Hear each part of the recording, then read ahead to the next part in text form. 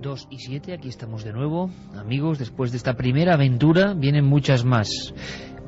Lo recordamos, en las próximas 2 semanas, puede que directamente el próximo sábado demos la lista de los ganadores. Se cierran los teléfonos esta noche, 10 de enero próximo, pasaréis aquí la noche con nosotros. Puede pasar cualquier cosa, sobre todo nos interesa la gente que pueda contarnos cosas, no solo preguntarnos cosas, sino contarnos cosas. Ranking de libros, ¿cómo va?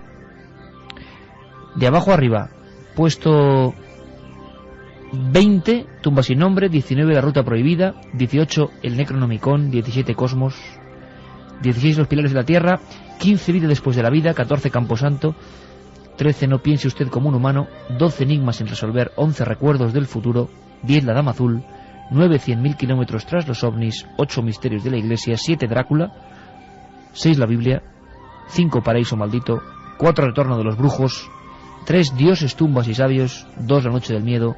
Primer puesto, libro elegido de momento del misterio, Caballo de Troya, JJ Benítez. Y es que hay muchísimas cosas que contar, muchísimas. Esa noticia que adelanto brevemente porque creo que es impresionante. Luego vamos a conectar con el profesor de psicobiología y experto científico de la Universidad Complutense y buen amigo de este programa, Manuel Martín Loeches, para que nos explique si es verdad o no, si es rumor o no, qué ha pasado, pero se ha publicado que un laboratorio ADR en Japón ha logrado conectar a una persona una serie de electrodos en el cerebro que piense en una cosa, concretamente en una letra, algo básico, pero al final, tras un proceso que parece pura alquimia, ciencia ficción, esa letra se ha reflejado en una pantalla de televisión. Cuentan que es el primer pensamiento reflejado. Y dicen estos investigadores científicos que lo siguiente, estamos a un paso de poder reflejar algo en pantalla, ni más ni menos que de los sueños.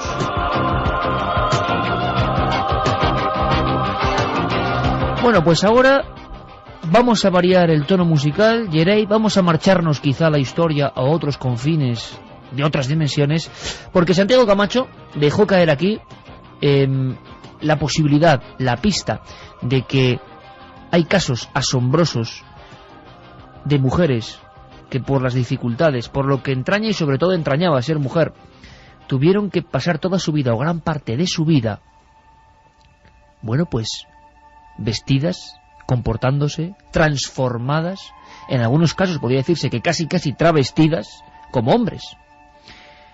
Pero hay casos que nos van a sorprender. Es un archivo de la historia, es viajar en el tiempo. Santi, y luego además Carmen nos va a contar una de sus mujeres con misterio, que ya veréis, porque es el ejemplo vivo de esas transformaciones obligadas por el entorno. Santi, ¿por dónde comenzamos? Pues hay un puñado de casos realmente interesantes. Yo creo que el que me hizo interesarme por este tema fue el caso del general Tito Aníbal da Paisao Gómez. El general Tito, como le conocía a todo el mundo, era un personaje sumamente respetado en Lisboa, con sus gafas de concha, su uniforme impecable, sus medallas, su sable cuando se vestía de gala, su pistola al cinto. Era un tipo intachable, un hombre de reputación tremenda. De hecho, gracias a esa reputación, a esas medallas que había ganado como veterano en la guerra de Angola, se hizo un hueco en el mundo de los negocios lisboeta. Era un consumado inversor que pedía dinero prestado a entidades financieras y a inversionistas privados, lo invertía en el extranjero y luego lo devolvía con intereses, sacando una sustanciosa ganancia en el interín. El problema fue cuando en 1993 surge el escándalo y se descubre que el general Tito Aníbal da Paisao Gómez, condecorado veterano de la guerra de Angola, es realmente María Teresiña Gómez. María Teresiña nació en 1933 en la isla de Madeira y a los 16 años, en 1949, desaparece de allí y se le pierde por completo la pista. Dicen los viejos del lugar que tuvo un tremendo desengaño amoroso y que abandonó la isla y nunca más se volvió a saber de ella. Hasta que en 1974, en los carnavales, aparece el personaje en Lisboa del general Tito. En el juicio ella dijo que, sin dar muchos detalles, para los carnavales de aquel año 74, se mandó confeccionar un uniforme de general, y la verdad es que le quedó tan bien y le sentaba tan bien aquella identidad que decidió adaptarla como suya. Es más, esa misma noche conoció a la que sería su esposa. Su esposa durante 15 años, Joaquina Costa. Joaquina Costa también declaró en el juicio y bajo juramento dijo no conocer para nada que su marido era realmente una mujer.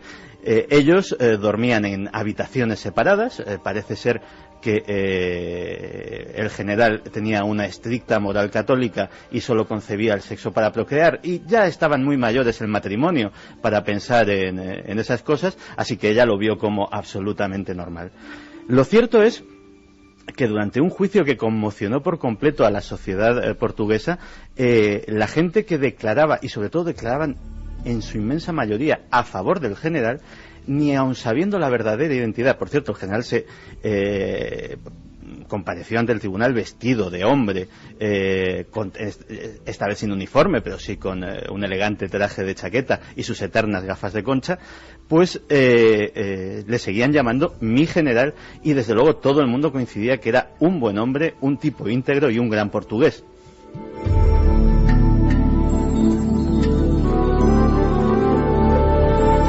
...15 años casado con una mujer, general, la tropa le respetaba, y era Teresiña al final. Teresiña. Y la verdad es que Teresiña fue condenada a 3 años de cárcel, de los cuales no tuvo, por esa intachable conducta anterior, no tuvo que cumplir ninguno. Los cargos eran básicamente de estafa y sobre todo de suplantación de identidad, en este caso de un general. Y falleció recientemente, en 2004, creo recordar, en un pueblo retirado, ya lejos de la vida pública, conviviendo con otra mujer. Esto a la inversa recuerda la gran película aquella del año 71, ¿os acordáis? Mi querida señorita, con una espectacular, yo creo que espectacular interpretación de José Luis López Vázquez, pero en este caso a la inversa, ¿no? Alguien que se hacía pasar por mujer, por señora de un pueblo, y era hombre. A mí me recordaba mucho, porque la gente tenemos el concepto de que las mujeres no pueden ser guerreras. No hay cosa más absurda. Hay unos grabados que le invito a la gente que los busque a través de Google, que yo creo que tienen que estar en Google, que es de una reina que había en la antigua Nubia, Dodecasoenos, que hay grabados de ella de cómo le cortaba delante de su tropa, la que llevaba los ejércitos, cómo le cortaba la cabeza a los enemigos, y está grabado en piedra en la ciudad. ¿Cómo se llamaba esta mujer? Dodecasoenos iba delante con su ejército y le cortaba la cabeza a los enemigos delante de sus soldados, para que vieran su capacidad y su valor. Pero hay una clave importante, Juanje, siempre ese plus que ha tenido que tener la mujer en la antigüedad para equipararse, ¿no?, al hombre, tenía que demostrar más por todo el condicionamiento social que rodeaba. Hay más casos. Sí, fíjate, incluso casos en la ficción, pero que detallan una realidad. Uno de ellos es el teatro isabelino, la época de Shakespeare. En esa época solamente los hombres podían interpretar todos los papeles. Las Julietas eran hombres, las Lady Macbeth eran hombres al principio.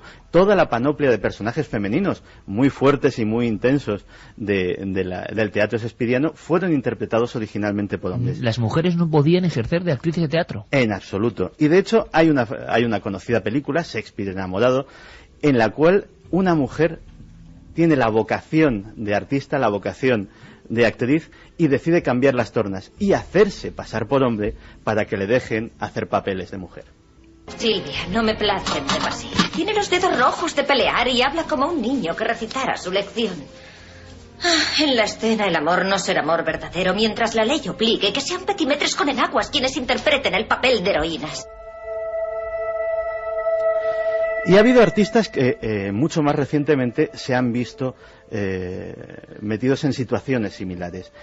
La muerte de un discreto, conocido en los mundos de los expertos del jazz, pianista y saxofonista que se llamaba Billy Tipton, no hubiese llamado mucho la atención en 1989, salvo en esos círculos de iniciados, salvo porque cuando el médico fue a dictaminar la muerte de Billy Tipton, descubrió que Billy en realidad no era Billy, sino que era una mujer. Si antes te sorprendías porque el general había estado casado durante 15 años, Billy Tipton tuvo 4 mujeres, lo cual Y tampoco ejercía el... No, esto ya requiere más explicación. Billy Tipton, que se llamaba en realidad Dorothy Lucille Tipton, nació en Oklahoma en 1914 y desde muy temprana edad sintió la llamada de la música.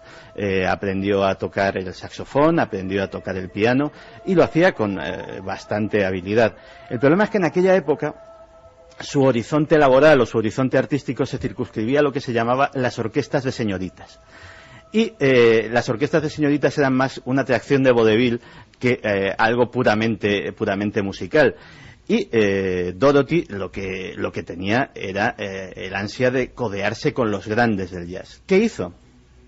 Pues vestirse de hombre y empezar a frecuentar los clubes de jazz, empezar a demostrar allí sus habilidades y forjarse una reputación. Tocó con Duke Ellington, tocó con algunos de los mejores y llegó a tener el Billy Tipton Trio, que fue el grupo musical en el que estuvo hasta su muerte y que ella misma en este caso, dirigía. En cuanto a lo de las mujeres, pues efectivamente cuando surgió todo el escándalo, todo el mundo recordaba que había tenido 4 parejas estables, algunas durante bastante tiempo. La última de ellas fue la única que reconoció que no sabía absolutamente nada. Era un amor platónico. Tipton en aquella época ya era muy mayor y aducía problemas de salud que le impedían tener a cabo unas relaciones sexuales normales y si bien dormían en la misma cama, nunca tuvieron contacto. De las 3 restantes, la primera sí que confesó que había mantenido una relación lésbica absolutamente normal entre 2 mujeres, en este caso con el engaño de cara a la sociedad de que una de las partes era un hombre. Pero lo realmente curioso es la de las 2 que estuvieron en medio.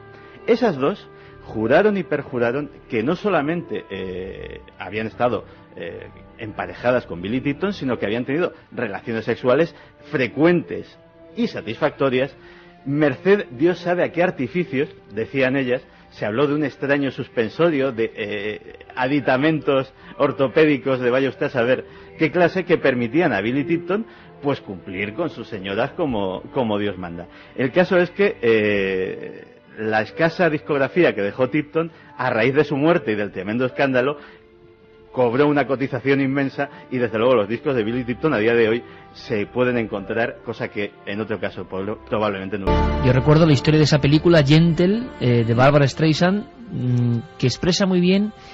Es una mujer judía, si no recuerdo mal, claro, que tiene que hacerse pasar por hombre porque ella tenía interés en conocer, en leer, en saber de la cultura, y era algo vedado. Entonces, yo ahora sí me gustaría hacer un homenaje sentido, yo creo, con esta música maravillosa que nos pone Yeray Martínez, porque hay que pensar, ¿no? ¿Cuánta gente, cuántas mujeres en este caso, han estado queriendo aprender, queriendo acceder al conocimiento, queriendo acceder a las artes, y sistemáticamente se les ha prohibido? ¿Y cuántas vocaciones han sido absolutamente aniquiladas, ¿no? Era imposible, y solo algunas. También hablamos un poco esta noche de la llamada interior, ¿no? Esa llamada interior era tan fuerte que les obligaba a cambiar su vida de raíz, a dejar de ser lo que eran, solo por esa llamada hacia el arte o el conocimiento. De verdad que es impresionante. ¿Más casos, Santiago? Uno más, porque si bien los otros 2 podían tener un cierto barniz, digamos, frívolo, este es ciertamente dramático porque está impuesto por la más estricta necesidad y sobre todo porque es actual, es completamente actual.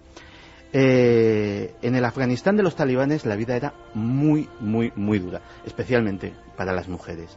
Imaginemos lo que sería de una joven, Nadia Gulan, de 21 años, que en un momento dado pierde la protección de su familia, se queda absolutamente sola en el mundo y se queda desamparada en un mundo en el que ser mujer ya de por sí es difícil, ser mujer sola puede ser un estigma, y toma una decisión valiente. La decisión valiente es tomar la identidad de su hermano fallecido para poder trabajar, poder ganarse la vida como mecánico, como albañil, como podía, y así ir sobreviviendo. El problema es que estalla la guerra, la invasión americana, los atentados integristas. Una cosa, Santi, damos por supuesto que todas estas mujeres que se hacen pasar por hombres se acicalan de forma distinta. Imagino que tienen que disimular sus formas femeninas, se cortan el pelo, imagino, y se convierten en hombres, pero con una labor milimétrica, ¿no? Sí, posiblemente el caso de Billy Tipton y del general, sí he visto fotos y realmente la transformación es increíble. ¿Ves un hombre? Tipton, decían los que le conocieron durante todos esos años, que durante un largo periodo de tiempo llevaba bigote. O sea, llevaba un bigotillo fino de los que se llevaban en aquella época, estilo de Rolf Flynn, y nadie se lo cuestionaba. De hecho, por ejemplo, el caso de Tipton, moviéndose en el club, en el mundo algo sórdido a veces de los clubes de jazz de aquella época, pues por ejemplo había frecuentemente peleas. Él las eludía diciendo que como era pianista tenía que cuidarse las manos. Pero después de la pelea no dudaba en hacer todo tipo de comentarios masculinos, groseros, insultantes y a veces hasta homófobos para integrarse en aquel mundo. Con lo cual estamos hablando de que en muchas ocasiones ha tenido que haber una transformación completa de personalidad. Y en el caso de Nadia la cosa iba bien, o hubiese ido bien, hasta que ese clima de violencia hizo que fuera víctima de un atentado, de una bomba, de las muchas que estallan en el Afganistán actual, pues le estalló cerca y le desfiguró la cara. La historia es la siguiente. Nadia afortunadamente ha terminado en España, porque si hubiese sido tratada en Afganistán, lógicamente su identidad hubiese quedado al descubierto. Y sobre todo, los talibanes, todavía presentes de una forma clandestina, de una forma subterránea, pero ahí están, podían haber tomado represalias contra ella. Entonces, terminó, lo último que sabemos es que una ONG de Mallorca, la Fundación de Cirujanos Plásticos Mundi, se hizo cargo de ella, y por lo menos esta historia pues ha acabado bien.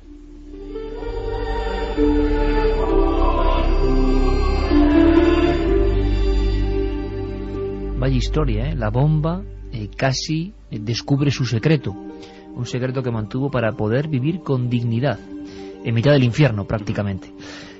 Carmen trae un caso, sabéis que de vez en cuando nos obsequia con algunas mujeres con misterio. Qué mejor entorno, y a veces también qué casualidad, porque el asunto de esta mujer que nos trae ahora, pues lo teníamos pensado antes de que Santi comentase lo de estos cambios de sexo, de alguna forma, por llamarlo así, ¿no? Y de personalidad y de apariencia para vivir en otro mundo. Bueno, Carmen, todo tuyo es este caso que mucha gente no conocerá y que ante todo no es solo parte de la historia, sino también parte de esa otra historia, de esas cosas que habitualmente jamás se cuentan.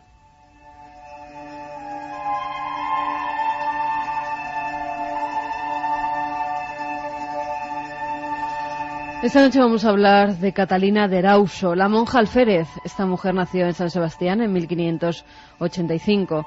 A los 4 años, sus padres la internan junto a sus hermanas María Juana, Isabel y Jacinta en el convento de dominicas de la ciudad, donde pasará toda su niñez y parte de su adolescencia, siendo adoctrinada en la fe y también aprendiendo las labores propias de su sexo.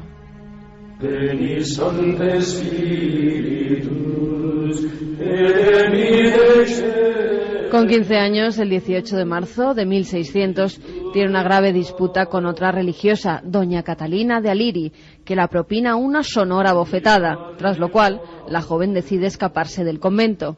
Como nunca había salido de los muros conventuales, no sabe a dónde dirigirse, por lo que coge unos ropajes de labriego y se echa al monte. Allí se deshace del hábito y corta su pelo. Su físico ya era bastante varonil. Era muy alta, de rostro rudo, falta de hermosura, de voz ronca y profunda. Esto le ayuda a pasar desapercibida mientras viajaba recorriendo la geografía española. Incluso hay historiadores de la época que aseguraron que no tenía pechos porque desde muchacha se aplicó una serie de remedios para secarlos y dejar así llana esa zona. Utilizó diversos nombres masculinos y llevó a cabo todo tipo de oficios: paje, criado, labrador, en diversas localidades como Vitoria, Bilbao, Valladolid, Navarra, Sevilla y por fin Cádiz. Sanlúcar de Barrameda era su destino, ya que sabía que era el lugar desde donde los barcos partían hacia América.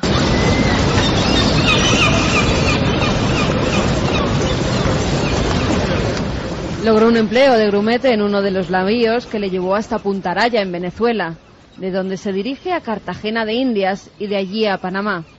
Allí permanecerá algunos meses para después emplearse con un mercader de Trujillo, en Perú, donde acabará convirtiéndose en soldado. Su valor y en muchos casos agresividad la llevaron a ganar muchas de las batallas en las que se vio comprometida. En 1619 viajó a Chile formando parte de las tropas que iban a luchar en la guerra de Arauco, donde gracias a su valentía en el campo de batalla la otorgaron el grado de alférez. Catalina era muy dada al juego y a las mujeres. Estuvo a punto de casarse 2 veces, pero siempre puso alguna excusa. Esto le trajo muchos problemas y muchas disputas. En una de ellas ejercía de padrino de otro alférez, Juan Silva, y al verse herido, la mujer soldado cogió su espada y luchó con su contrincante, hiriéndole de muerte. Como se solía hacer en esas históricas reyertas, el moribundo chillaba su nombre, mientras el último hilo de vida se le escapaba. Cuando aquel nombre, que se desangraba en el suelo, gritó Miguel de Erauso, a Catalina se le heló la sangre. Acababa de matar a su propio hermano.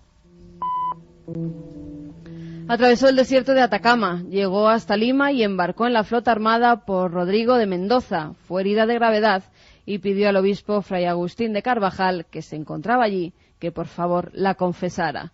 Fue entonces cuando le reveló que era mujer y que incluso había sido monja en su juventud. El religioso, perplejo por tan increíble historia, la hizo someterse a un riguroso reconocimiento médico llevado a cabo por varias matronas, que no solo confirmaron que era una mujer, sino que además en su informe apuntaron que era virgen. El obispo ordenó que la pusieran un hábito y la instaló en el convento de Santa Clara de Huamanga. Pronto la historia de la monja alférez se conoció en España y Felipe IV ordenó que regresara a nuestro país, a donde llegó el 1 de noviembre de 1624. El rey en persona la recibió y ratificó su grado de alférez, además de concederle una pensión anual de 800 escudos de por vida por los servicios prestados a la corona española. Después viajó a Roma. Allí el Papa Urbano VIII, y fijaos, luego decimos que la Iglesia muchas veces es retrógrada, ¿verdad? Y aquí la autoriza a seguir vistiendo ropas masculinas. Sería el primero de los casos de la historia de la Iglesia conocida donde a una mujer la autorizan a vestir de hombre. En 1630 se traslada a México. Allí regenta un negocio de transporte de mercancías y muere en Cuitaixal en 1650 con el nombre de Antonio de Erauso. Pero no se sabe muy bien cómo falleció. Ahí está la leyenda de Catalina de Erauso, la monja alférez. Unos dicen que en un duelo, otros que asesinada o en un naufragio. Lo cierto es que nunca lo sabremos, ya que si conocemos parte de su vida y de su historia, es gracias a que ella misma dejó escrita su biografía. No deja de ser curioso, Santi y Juanje, que muchas de estas historias que son de película y es la magia de nuestra historia, ¿no?, que siempre intentamos recuperar y vivir de otra forma aquí en Milenio 3 con todos vosotros en la cadena SER, no deja de ser curioso que algunos de los casos que hemos contado tengan que ver con lo militar, con lo guerrero, es decir, lo menos femenino entre comillas, que se entienda, como decía antes Juanje, ¿no? Pero casos donde tenían que mostrar una tremenda ferocidad, imponerse a los demás, y lo hacían. No precisamente elegían gremios donde, bueno, pasar más o menos artesanía. No, guerreras en muchos casos. Sí, hay una cosa curiosa, y luego si da tiempo que haga la sección sobre el tema de los tuareg, lo veréis, lo volveré a contar. Y es normalmente, pues había una discusión antropológica muy grande sobre si existieron alguna vez o no culturas matriarcales, o sea, donde realmente la mujer llevase las armas, el poder y todo esto. Y la verdad es que es un tema muy complejo, ¿no? Porque las mujeres desde hace muchos miles de años, el tener que dar a luz de forma constante, porque la mortalidad infantil era enorme, pues hacía que tuvieran una debilidad física normal, que no mental, no tiene absolutamente nada que ver. Siempre la historia está llena de mujeres inteligentes. Pero, por ejemplo, entre los tuareg, que es una tribu completamente guerrera, el matriarcado no es una cosa que simplemente se entienda, es que la propiedad privada solo pasa de mujeres, de madres a hijas. Los hombres no tienen propiedad Bueno, pero privada. eso nos vas a contar luego, porque además vamos a tener cortes y declaraciones de un invitado de excepción como Alberto Vázquez Figueroa. Luego lo contamos, Santi.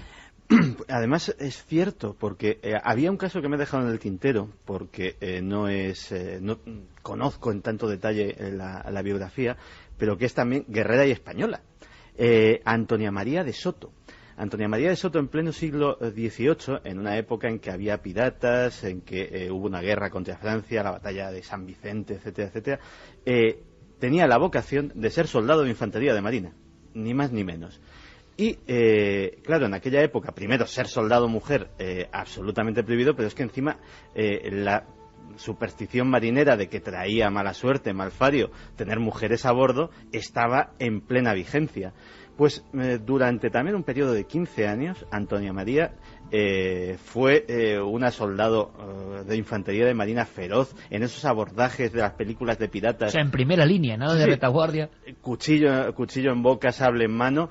Y cuando tan buenos fueron sus informes que cuando se descubrió su identidad, el rey le permitió seguir usando uniforme, le dio un grado vitalicio de sargento primero y, y por supuesto el derecho a seguir llevando sus condecoraciones que se había ganado en el campo del honor. Que esto es bien curioso, porque no parecen cosas para aquellos tiempos y sin embargo ocurrieron. ¿Qué piensa la gente? De todas formas eran mujeres un tanto especiales. Yo creo que muchas de ellas la naturaleza se equivocó, porque si vemos alguno de los grabados que hicieron de Catalina de Erauso, realmente es que tiene el físico de un hombre y se comportaba claro, como pero un si hombre. ellos se creían hombres, o ellas se creían hombres desde el principio, claro, como decíamos, se habían tomado todas las medidas, algunas más o menos bárbaras, pues para mutilarse, entre comillas, los atributos de mujer, ¿no? Claro, y además otra cosa es que quisieran realmente ejercer ese oficio como mujeres, con lo cual hubieran tenido relaciones con hombres, pero en este caso tenían relaciones con mujeres, se comportaban totalmente como hombres, ¿no? Eran, pues, eso, personas equivocadas, en un cuerpo equivocado, mujeres que nacieron con otro sexo. El programa que están ustedes escuchando es la repetición de uno ya emitido.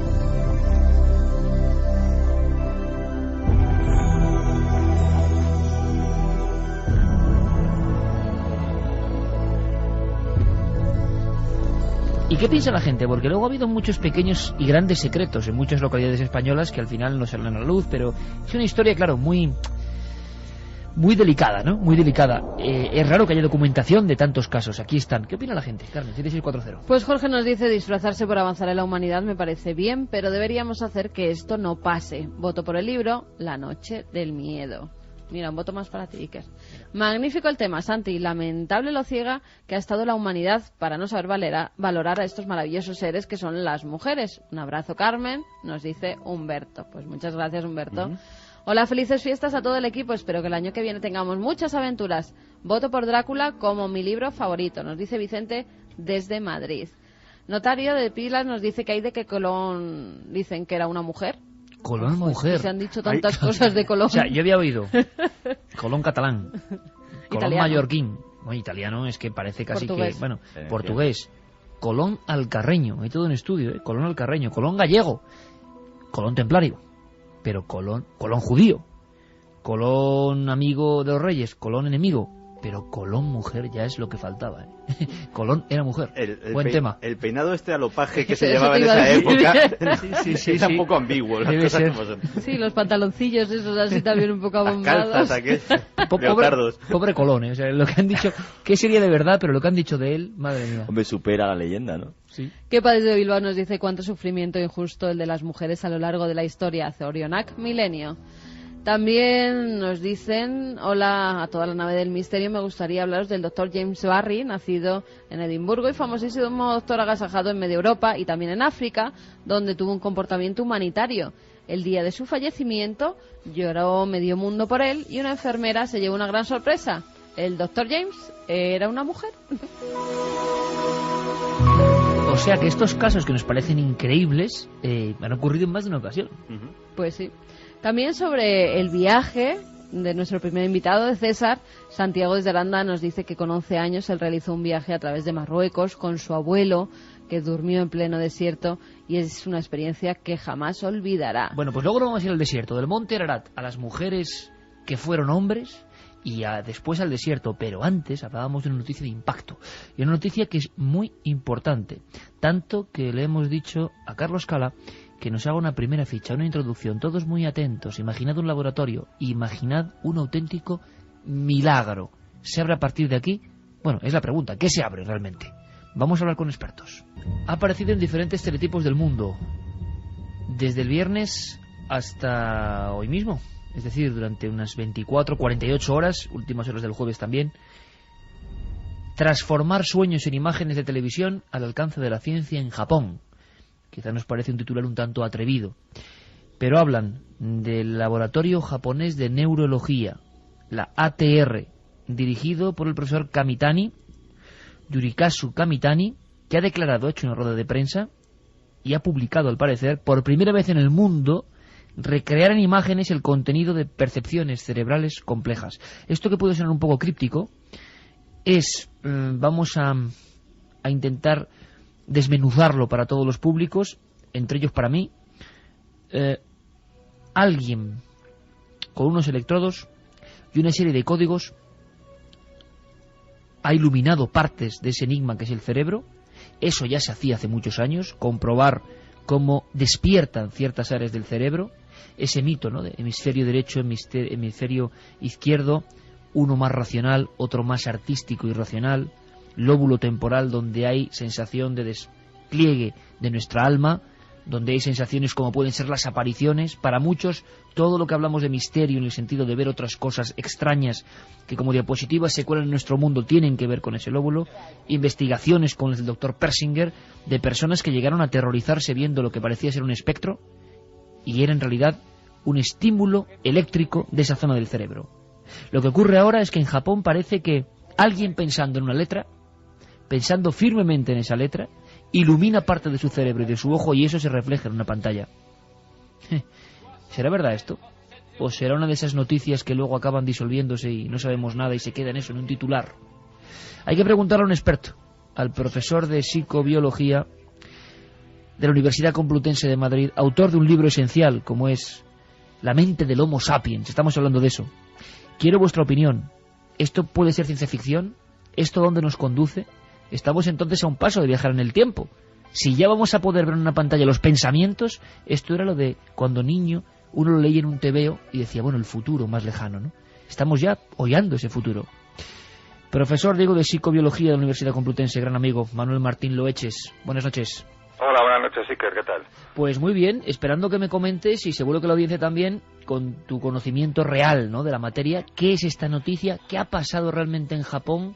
Y si esto tiene visos de ser verdad y si se abre un abanico que parece un poco ciencia ficción. Sí. Mira, te cuento. Yo pienso sinceramente que con esto se ha abierto una puerta a todo un mundo que la verdad es que antes o después se tenía que abrir, ¿no?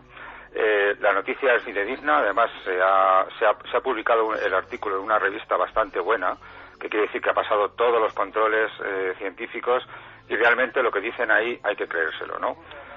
Y lo que han hecho ha sido, pues es muy sencillo. Han analizado la actividad del cerebro, píxel a píxel. Hay una técnica que se llama la resonancia magnética funcional, que puede analizar la actividad del cerebro milímetro cúbico a milímetro cúbico. Entonces es muy sencillo. Uno analiza la actividad del cerebro cuando está viendo imágenes, una persona, y entonces ya sabe qué milímetros cúbicos se han activado. Cuando uno quiere luego recuperar qué imagen puede estar uno pensando, no tiene más que ver qué milímetros cúbicos se han activado. Porque además es curioso porque por eso hablan de que es una puerta para ver los sueños o para ver lo que pensamos, porque cada vez que pensamos o que soñamos se activan las mismas zonas del cerebro con las que vemos.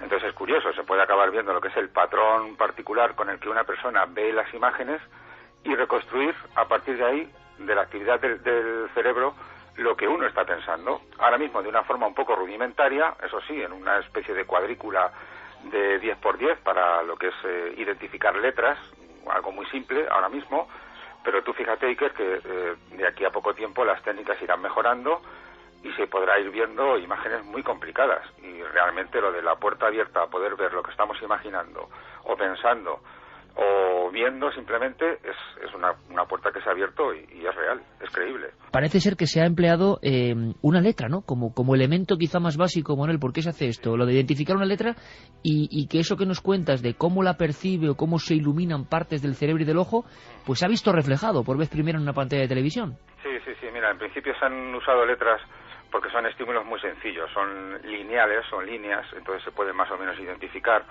Y además, como son líneas, se ven muy claramente en la corteza visual que está en el lóbulo occipital. Y curiosamente, en el lóbulo occipital, que está en la parte de atrás del todo, los estímulos cuando se ven siguen una imagen más o menos fiel a la realidad, más o menos fiel. Es decir, que si yo veo una serie de puntos enfrente de mí, yo en el lóbulo occipital tengo activados una serie de puntos también. Con lo cual, bueno, pues se ha empezado por ahí porque es muy sencillo. Sí que es cierto que luego será muy complicado, digamos, cuando queramos ver ya cosas que no son imágenes, sino pues pensamientos abstractos o conceptos abstractos o cosas más complicadas, pues puede que sea más complicado. Bueno, puede no, de hecho es más complicado y lo será. Pero es un reto que yo creo que es alcanzable. Se empieza por aquí, que es lo más sencillo, y es cuestión de ir tirando y acabaremos dando con aquellos milímetros cúbicos del cerebro que están activados cuando yo estoy pensando, pues qué sé yo, en mi viaje a la playa del año pasado. Y cuando yo piense en ello, cualquier persona con una máquina puede determinar que yo estoy pensando en ello. Eso es algo que ahora mismo no se puede, pero con este inicio está claro que se podrá. Pero esto da un poco de escalofrío, Manuel, también, porque en el buen sentido, es decir, pensábamos que era ciencia ficción tantas cosas, pero ya estamos viviendo en este 2008-2009 una serie de elementos que eran, de cuento de caballerías del futuro, o sea, imposible, inconcebible. Estamos a punto, por lo tanto, a punto me refiero, quién sabe dentro de 50 años, por ejemplo, lo que puede evolucionar esto, en ver en imágenes quizá en movimiento o con volumen lo que alguien está pensando y qué se abre a partir de ahí. Exactamente, y de hecho, como dice en el artículo, se puede empezar a pensar que no estamos muy lejos de adivinar lo que está soñando una persona. Igual que lo podemos ver cuando uno está despierto, esto es igual, en los sueños se hará. Y sí, ciertamente, también dicen los autores, y es algo muy lógico, que habrá que tener consideraciones éticas, ¿no?, con todo este tipo de hallazgos, ¿no? Porque llegará un tiempo, efectivamente, ya digo, es una puerta que se ha abierto, que antes o después tenía que abrirse, y llegará un tiempo en que se podrá adivinar lo que la gente piensa independientemente de lo que nos digan. Entonces, claro, habrá que tener un control, digámoslo así, por parte de la sociedad en general, de hasta dónde queremos llegar, hasta dónde se puede llegar, hasta dónde es ético, dónde ya empezamos a rayar lo personal. Es complicado, pero es algo que llegará antes o después. Manuel, pero entonces estamos hablando, por ejemplo, de la máquina de la verdad perfecta en un futuro, ¿no? Bueno, yo creo que es muy curioso eso, porque a las máquinas de la verdad, como a la que tenemos ahora, que está más o menos disponible, se le puede engañar, digamos, que yo puedo imaginarme cosas, la máquina detecta lo que yo me estoy imaginando y a lo mejor es una historia que me he inventado. Claro.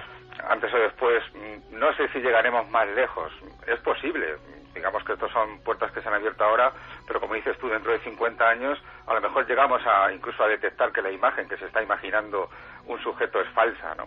Pero hasta ahora, bueno, yo creo que aún queda para que podamos determinar qué imágenes está pensando una persona. Luego ya lo de que sean falsas o no es otro cantar, pero con el tiempo quién sabe, ¿no? Oye, Manuel, yo que conozco un poco tu obra y sé que eres un hombre riguroso, científico, pero que eso no quiere decir que no estés siempre, como buen investigador, a expensas y observándolo todo lo que pasa sin cerrarte a nada, que yo creo que es el auténtico aprendizaje, ¿no?, en permanente duda.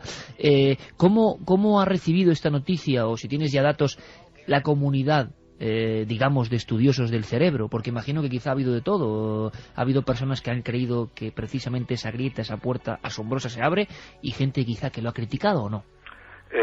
Bueno, claro, por lo que he podido ver, los científicos estamos todos muy asombrados con este descubrimiento, muy ilusionados también, pero enseguida han surgido pues las voces que comentan que esto hay que regularlo.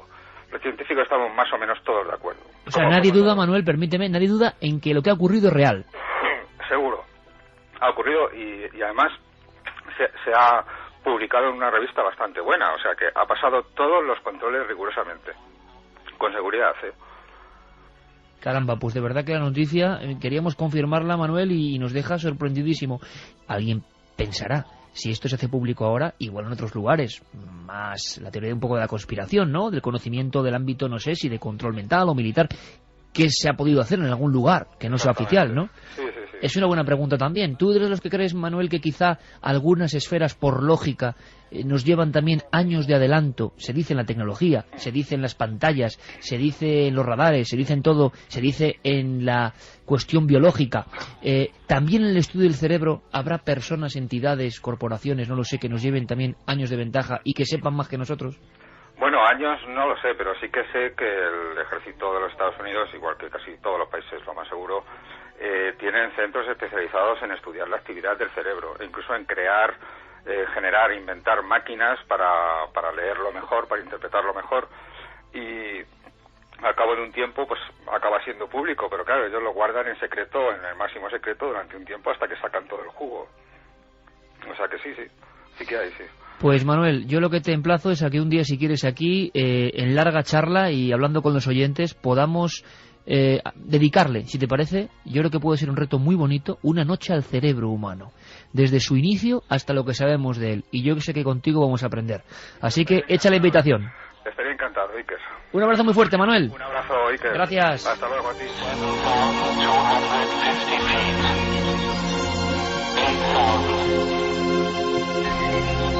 Yo creo que es una gran noticia. ¿Qué creéis vosotros?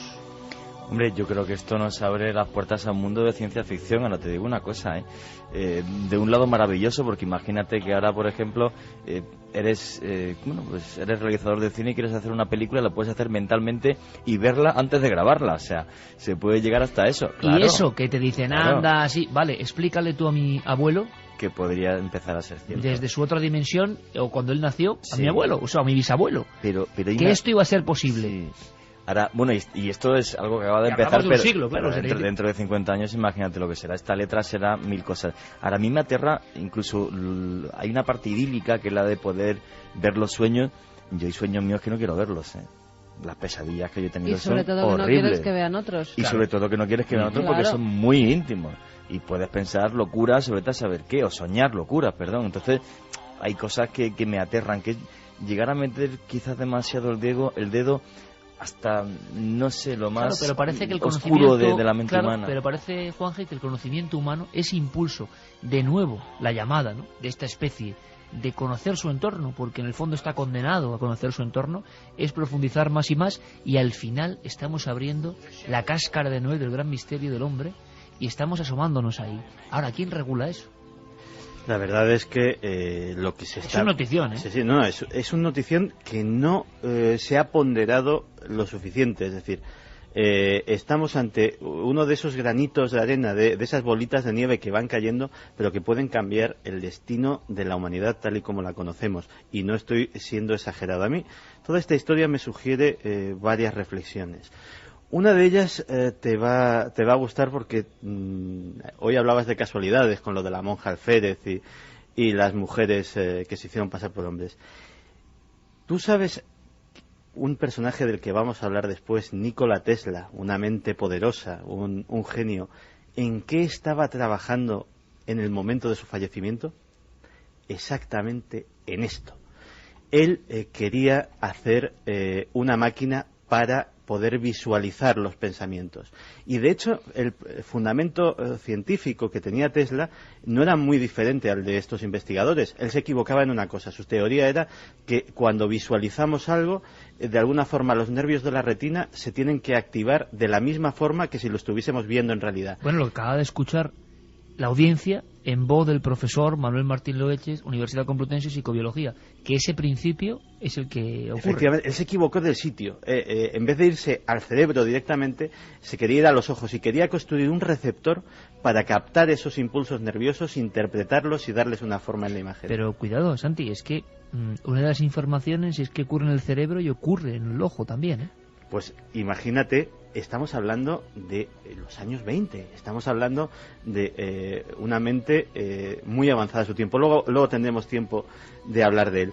Otra reflexión y otra cosa que me vino a la mente fue estando en el plató de Cuarto Milenio, con un buen amigo del programa, el coronel Fernando San Agustín, que yo le comenté que, digo, Fernando, hace años una persona versada en estas cosas me comentaba que cuando nosotros tenemos acceso en el ámbito civil a una tecnología, a un avance científico del ámbito académico, etcétera, etcétera, decía, bueno, eso en otros ámbitos se dispone de ello desde hace 10 o 15 años. Y la respuesta, como siempre magistral, del coronel fue: y me parece poco. Eso, aplicado a esto, proyectando esto mismo dentro de 10 o 15 años, efectivamente da cierto escalofrío. Es un buen debate, para la radio, para la televisión, para donde sea, con Fernando San Agustín también, con Manuel Martín Loeches. Lo estoy apuntando ahora mismo en mi cuaderno. Los límites del cerebro, a qué se está llegando, esa pasión, dicen, por ejemplo, del ejército de Estados Unidos, es real, Santi, en controlar, yo no sé si en visualizar lo que está dentro del cerebro. ¿Se tienen datos de si se ha investigado en eso? Sí, porque aquí hemos hablado muchas veces, yo creo que incluso nos hemos acercado ya muy en profundidad de la famosa historia del proyecto MKUltra, pero ha habido proyectos similares no por parte de la CIA, sino por parte de otros estamentos, entre ellos el estamento militar. Uno de ellos es conocido como la Operación Niebla Carmesí. ¿Niebla Carmesí? Crimson Mist. Que directamente no intentaba sacar información de los cerebros de la gente o manipular las mentes con drogas o con hipnosis con fines de inteligencia como la hacía, sino la creación de lo que se denominaron, a falta de otro nombre, armas mentales. Hubo ciertos científicos de estamentos muy prestigiosos, pero posiblemente una de las colaboradoras más importantes de este proyecto fue la doctora Elizabeth Raucher-Wiese, que era investigadora del Laboratorio Nacional de Berkeley y del Instituto de Investigación de Stanford. En 1985, en una conferencia pública, la doctora Wiese hizo una demostración. Me recuerda a aquella demostración del toro y el doctor Manuel Delgado. Pues ella también tenía una cajita con 2 botones. Pulsó un botón. La mitad derecha de la audiencia de la sala empezó a castañetear incontroladamente los dientes. Levantó el dedo y pulsó otro botón. La mitad derecha de la sala, la mitad contraria, seguía también castañeteando los dientes. Después de eso, dijo la siguiente frase: denme el dinero necesario y 3 meses y seré capaz de modificar el comportamiento del 80% de la población de una ciudad sin que se den cuenta. Podré hacerles felices, o al menos que ellos crean que son felices, o podré volverles agresivos.